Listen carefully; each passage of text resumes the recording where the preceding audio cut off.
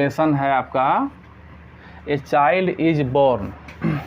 इसका अर्थ होता है एक बच्चे का जन्म होता है। चाइल्ड माने क्या होता है? बच्चा। एक बच्चे का जन्म होता है। इसके राइटर हैं जर्मैन ग्रियर, जो महिला राइटर हैं। इनका जन्म 1939 ईस्वी में हुआ था और ये ऑस्ट्रेलिया में एजुकेशन प्राप्त की। ऑस्ट्रेलिया में इनका जन्म हुआ। और ये जो राइटर थी ये फेमिनिस्ट राइटर थी। फेमिनिस्ट का मतलब होता है स्त्री विषय पर लिखने वाली, स्त्री की समस्याओं और स्त्री विषय पर लिखने वाली राइटर थी। इन्होंने ए चाइल्ड इज बोर्न जो यहाँ पर लेसन है, यह इनके प्रसिद्ध बुक, इनके द्वारा लिखा हुआ बुक है जिसका नाम है sex and destiny, the politics of human fertility. The politics of human fertility. तो सेक्स एंड डेस्टिनी बुक का मेन नाम हुआ और इसका उप शीर्षक हो गया the politics of human fertility. Human means होता है मानव, फर्टिलिटी माने होता है प्रजनन, मानव का प्रजनन। जैसे मानव का अस्तित्व पृथ्वी पर बना हुआ है मानव के प्रजनन से, यानी कि मानव को जन्म देता है। बहुत हंसी लग रहा है तो ठीक है, मानव को जन्म देता है। तो अब इन्होंने इस टॉपिक को क्यों लिखा? इन्होंने लिखा सिर्फ दुनिया को यह बताने के लिए डिफरेंस कि हमारा जो दुनिया, आप जानते हैं कि हमारा दुनिया जो है, जो हमारा वर्ल्ड है, दो पार्ट में बटा हुआ है। एक पार्ट जो है ईस्ट है, एक जो है वेस्ट है। ठीक है, ईस्ट वेस्ट। तो ईस्ट में जैसे एशिया आ गया, ठीक है, एशिया में हम लोग आते हैं, पाकिस्तान, बांग्लादेश, इंडिया, अफ़गानिस्तान इत्यादि सब, श्रीलंका वगैरह इसमें आ जाता है। तो ख़ास करके हमारे एशिया में जो है यानी पूर्वीय कंट्री में जापान विकसित है कंट्री, और चाइना जो है वो विकसित है। दो कंट्री जो है जो हमारे ईस्ट में विकसित है, और बाकी जितने भी कंट्री हैं वो विकासशील है, डेवलपिंग कंट्री है। और वेस्ट में जो है अधिकांश कंट्री जो है, एक अफ्रीका को अपवाद मान लिया जाए क्योंकि वेस्ट में अफ्रीका वेस्ट में आता है, तो अफ्रीका जो है वो विकसित नहीं है, वो बहुत पिछड़ा हुआ है। यहाँ तक कि हालांकि अफ्रीका पूरा, ये नहीं कह सकते हैं कि अफ्रीका पूरा अभी बैकवर्ड है, ऐसा नहीं है। जो नॉर्दर्न अफ्रीका है यानी उत्तरी अफ्रीका जो है, उसके सारे कंट्री सब जो हैं वो बहुत विकसित हैं, और साउथ अफ्रीका जो है वो पिछड़ा हुआ है। ठीक है, तो इन्होंने एनालिसिस किया कि ईस्ट के कंट्रीज़ में चाइल्ड का जो बर्थ होता है वह किस तरीक़ा से होता है, वहाँ के बच्चे कैसे पलते बढ़ते हैं, किस तरीक़ा से परिवार चाइल्ड बर्थ में साथ देता है, और वेस्ट के कंट्री में चाइल्ड बर्थ जो है कैसे ऑर्गेनाइज होता है। उन्होंने तुलना किया, और तुलना करने पर उन्होंने पाया कि चाइल्ड बर्थ जो है ईस्ट के कंट्री में, जैसे खास करके हमारा इंडिया हुआ, बांग्लादेश हुआ, ठीक है, ये सब कंट्री में जो है चाइल्ड बर्थ एक बहुत बड़ा ओकेजन के रूप में व्यवस्था किया जाता है। उसका बहुत बड़ा ओकेजन माना जाता है उसको। कैसे, अब उस सबको यहाँ पर समझाया जाएगा कैसे किया जाता है। जैसे यहाँ पर जैसे कोई महिला जो प्रेग्नेंट होती है, ठीक है, तो उसको अपने मायके जनरली जैसे भेजा जाता है ताकि उसका पूरा केयर हो, और उसका सारे परिवार के सब लोग देखभाल करते हैं, अच्छा खाना पीना मिलता है, उससे कोई भारी काम नहीं कराया जाता है। और परिवार यहाँ पर संयुक्त परिवार ज़्यादा भी पाया जा रहा है भारत में या बांग्लादेश इस सब क्षेत्र में, तो महिला को बहुत आराम मिलता है। और चाइल्ड का जब बर्थ होता है तो बर्थ होने के बाद जो चाइल्ड है उसका आप लोग जानते हैं कि तरह तरह का सेरेमनी हम लोग मनाते हैं। ठीक है, घर आता है तो उसका स्वागत कैसे करते हैं, लड़कियां आती हैं तो उसका पैर रंग करके छाप बनाते हैं, ठीक है, और लक्ष्मी के रूप में स्वागत तो उसका किया जाता है।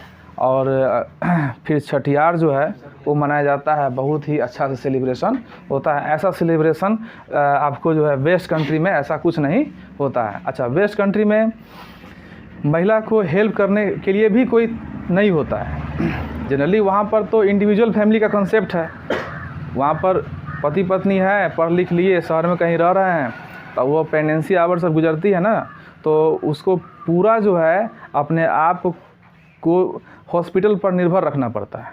हॉस्पिटल कुछ भी होगा तो मैंने कि अस्पताल जाना होगा, डॉक्टर को बुलाना होगा, ठीक है, हेल्प करने के लिए कोई नहीं रहता है। जैसे यहाँ पर ननद भौजाई का कंसेप्ट है, वहाँ पर ऐसा कोई कंसेप्ट नहीं है, कोई हेल्प करने के लिए जल्दी नहीं मिलता है, ठीक है। इनको बहुत अच्छा लगा, बहुत ही प्रभावित हुई हैं और इस वजह से यह जो है वो तो रहने वाली थी ऑस्ट्रेलिया की, लेकिन बहुत प्रभावित होने के कारण उन्होंने यहाँ पर लिखा है ए चाइल्ड इज़ बॉर्न, है ना। This is the comparison, a child is born is the lesson in which she tried to give the comparison of the west countries and the east countries on the basis of the management and organization and having system to perform childbirth and care of child also। Care of child भी है यहाँ पर, मतलब कि बच्चे ऐसा नहीं कि जन्म हो गया, तो यहाँ देखते जाइएगा कि हमारे पूर्व कंट्री में बच्चा जब जन्म लेता है तो जनरली अपने माँ के पास वो कम रहता है। जैसे थोड़ा सा चलने फिरने लगता है तो दादा के पास, चाचा के पास, है ना, बुआ के पास उसका समय ज़्यादा, बड़ी माँ, छोटी माँ, है ना, ये सब के पास ज़्यादा समय व्यतीत होता है। तो जो महिला होती है, जो माँ होती है, बच्चे की माँ जो होती है, उसके पालन लालन से यानी कि बेफिक्र रहती है, उसको केयर का ध्यान बहुत कम ही रखना पड़ता है। परिवार बच्चे को पालता है और बड़ा करता है। ये कॉन्सेप्ट यहाँ बहुत अच्छा है और यह कॉन्सेप्ट का अभाव है आपको वेस्टर्न कंट्रीज़ में अभाव है, ठीक है। तो सबसे पहले हम लोग कोई भी लेसन शुरू होता है तो उसमें जो क्वेश्चन पूछे जाते हैं उसका जवाब देने की कोशिश करें। जवाब देने की कोशिश इसलिए करना ज़रूरी हो जाता है क्योंकि लेसन के अंदर जो थीम है, थीम मतलब जो उसका आधार है, पृष्ठभूमि है, वह समझ में आता है कि लेसन हम लोगों को किस तरफ लेके जाने वाला है, क्या समझाने वाला है, ठीक है। तो पहला क्वेश्चन इसमें पूछ रहा है कि where do the members of your family go for child birth. आपके परिवार के मेंबर्स जो होती हैं चाइल्ड बर्थ के लिए कहाँ जाती हैं। तो जनरली आप पाएंगे आपका अपना बर्थ तो याद होगा नहीं, क्या जी, ये तो याद होगा नहीं किसी को, लेकिन हाँ अपने कोई महिला हैं, भाभी है, बहन है, तो वो जो है बर्थ के लिए फर्स्ट बर्थ होता है उसके लिए कहाँ जाती हैं, तो प्रायः जो है अपने मायके जाती है। मायके क्यों जाती हैं, कोई बताएगा मायके क्यों जाती है? जैसे पहले जो जिसका लड़की की शादी हो गया, प्रेगनेंसी आवर में फर्स्ट चाइल्ड को बॉर्न करने के लिए बर्थ देने के लिए वो अपने मायके क्यों जाती है? क्यों? हाँ, वहाँ पर उसका जो है देखभाल सबसे अच्छा तरीक़ा से हो पाएगा। वहाँ पर तो माँ है तो माँ का प्यार अपने बेटी के लिए बहुत अच्छा रहेगा, बहनें हैं, भाई है, पिताजी है, सब केयर करेंगे अच्छा से, तो चाइल्ड बर्थ जो है बेहतरीन तरीक़ा से वहाँ हो सकता है, इसलिए जाती है। वहाँ पर काम कम करना पड़ेगा, क्या ससुराल में तो काम का प्रेशर रहता है, वो जाते, ठीक है। दूसरा है, सेकेंड आपसे क्वेश्चन पूछा जा रहा है कि the arrival of a new born in the family is celebrated in different ways when is after how many days such a function normally held in your family. कि बच्चे के जन्म के बाद में परिवार में समारोह मनाया जाता है ना, तो कितने दिन बाद मनाया जाता है? और भी है क्या मनाया जाने का? हमारे अपने धर्म में, अपने संस्कृति में है क्या? देखिए बर्थडे मनाना तो आपका पाश्चात्य संस्कृति है, पश्चिमी संस्कृति है, लेकिन छठियार नहीं है। छठियार हम लोगों की अपनी संस्कृति है, ठीक है।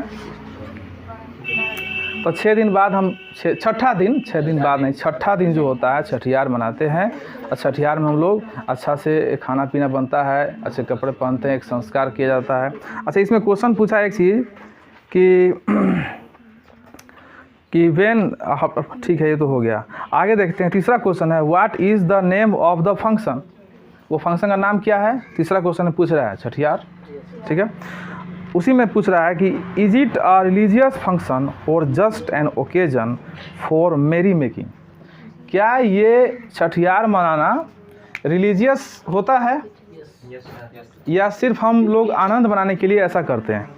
रिलीजियस होता है, धार्मिक है, क्योंकि हमारे धर्म हिंदू धर्म से ये जुड़ा हुआ है और यह जो है बहुत पुराने ज़माने से होता हुआ आ रहा है, तो हमारा जो है धार्मिक है।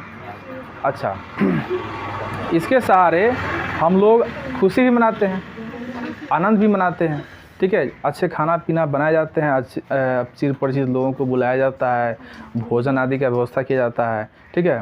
तो यही है इसका तरीका, ठीक है। पॉज कीजिए।